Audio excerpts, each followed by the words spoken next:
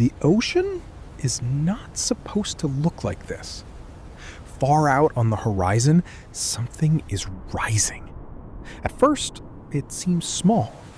Then it grows and grows and grows until it becomes a moving wall of water so massive that your brain refuses to believe it is real. It is coming fast, faster than you can run, faster than you can think, faster than anything that should ever be chasing you on land. And now, standing in front of that unstoppable monster, we are going to ask one of the most ridiculous questions ever. Could you surf a tsunami? Not could you survive near it? Not could you escape it? Could you actually ride it on a surfboard? Let's find out. This is What If, and here's what would happen if you tried to surf a tsunami. First, we need to clear up a huge misconception. Out in deep water, a tsunami may not even look dangerous. That is what makes it so deadly. It can be low, wide, and barely noticeable. But as it approaches shallow water near the coast, everything changes. The water slows down, the energy compresses, and the wave rises higher and higher until it becomes a wall of destruction. For this experiment, let's imagine a 30-meter tsunami. That is about the height of a 10-story building. Now imagine trying to surf that. Even the best surfer in the world would be in serious trouble. Why? Because regular surfing depends on wave shape. A normal wave curls, it breaks, it creates a surface that a board can glide across. A tsunami does not behave that way. It is more like a giant flood moving with brutal force.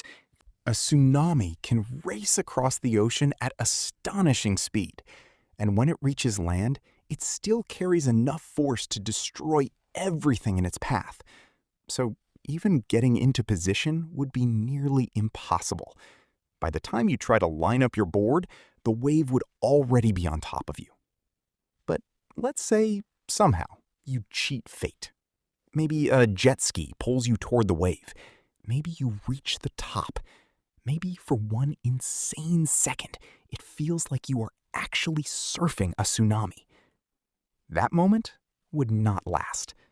The water would not carry you like a normal wave. It would launch you straight inland. At that point, you would not be a surfer anymore. You would be cargo. The tsunami would slam you through debris, smash you into broken structures, and hurl cars, trees, and chunks of buildings in every direction. Anything in its path becomes a projectile. Anything floating becomes a weapon. And anything trapped in the water is in serious danger. And the worst part? A tsunami is rarely just one wave. It usually comes in a series. That means even if you somehow survived the first hit, another surge could arrive minutes later. The danger can continue for a long time, and every new wave brings more destruction.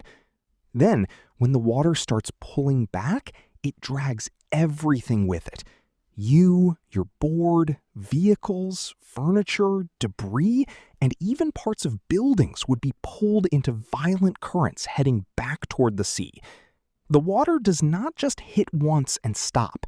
It keeps moving, shifting, dragging, and crushing. So, could you surf a tsunami? Technically, maybe for a few seconds. Realistically, absolutely not. A tsunami is not a wave meant to be ridden. It is a natural disaster meant to be escaped. So, if you ever see the ocean suddenly pulling back from the shore, do not grab a surfboard. Do not get close. Run. Now.